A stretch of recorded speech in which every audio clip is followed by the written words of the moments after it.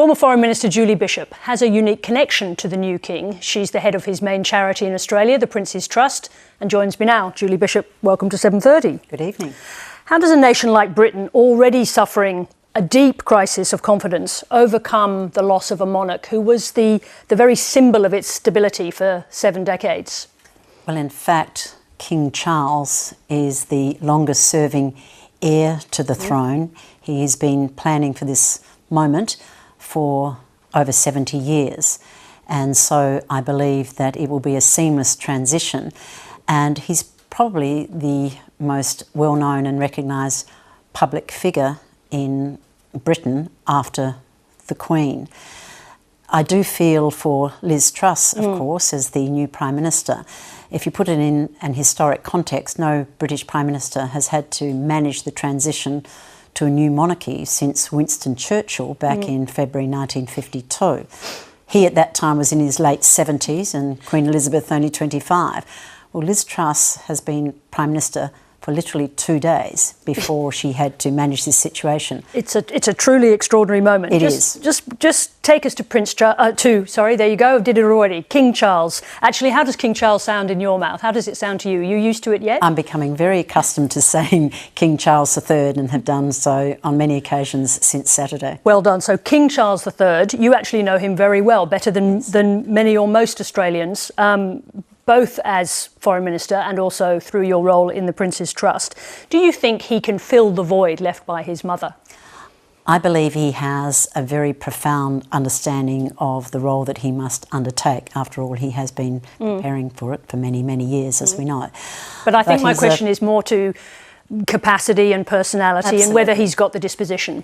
I believe so. He has a profound sense of duty and service. He's witnessed his mother's reign at close hand. He is remarkably approachable.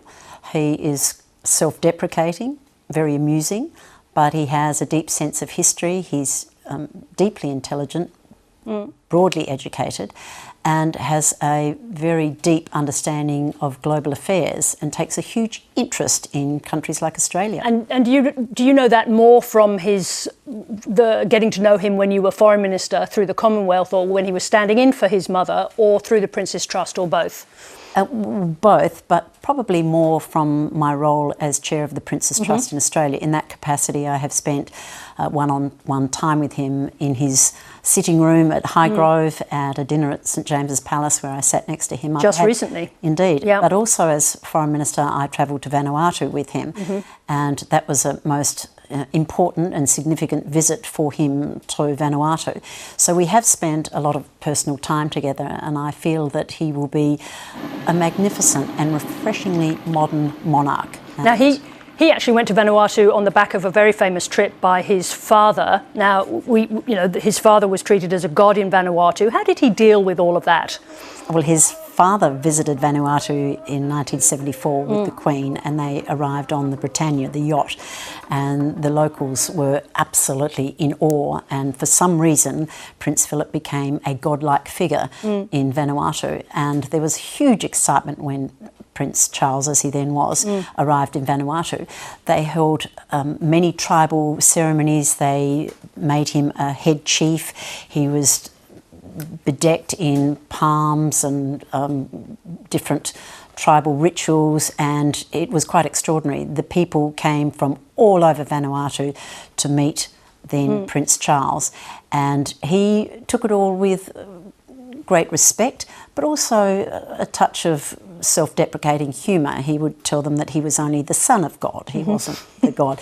And he took it very well, but it was a very, very successful visit for him.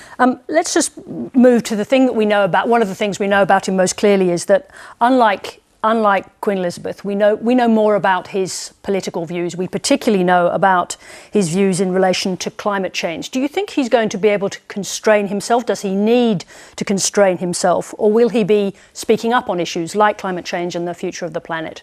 I imagine he will continue to be passionate about those issues, for example, climate change, the environment, but also it's about disadvantaged young people. They're his I'm passions. sorry, I don't mean to interrupt you. I think the question, what I'm trying to get to is whether or not he constrains himself. himself? Because this is what we're not ready for. This is what we haven't lived with. He's already said that. He's already said he understands the difference between being the Prince of Wales in that role and being the monarch, being the sovereign.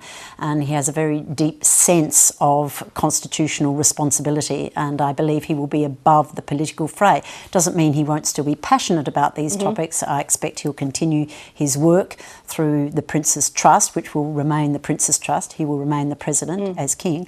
But I am sure he understands his duties and responsibilities very well. And is your role in the Prince's Trust going to continue? Yes, it will. Yeah.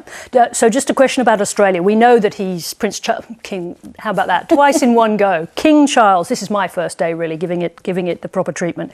King Charles, we know he has an abiding affection for Australia, but the question is what happens to Australia's affection for him. Given the respect and the affection with which his mother was held, do you think that will delay, despite his accession, calls for a republic in Australia?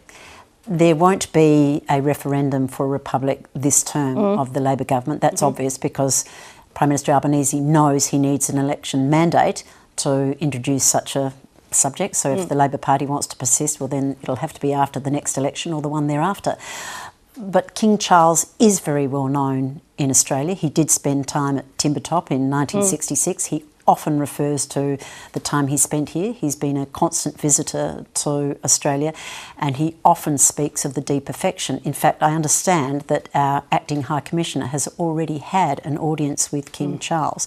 So that indicates the priority that he does give to Australia, and I do believe he has a very deep and abiding affection for our nation and our people. Julie Bishop, thank you for coming in to talk about King Charles. Well done.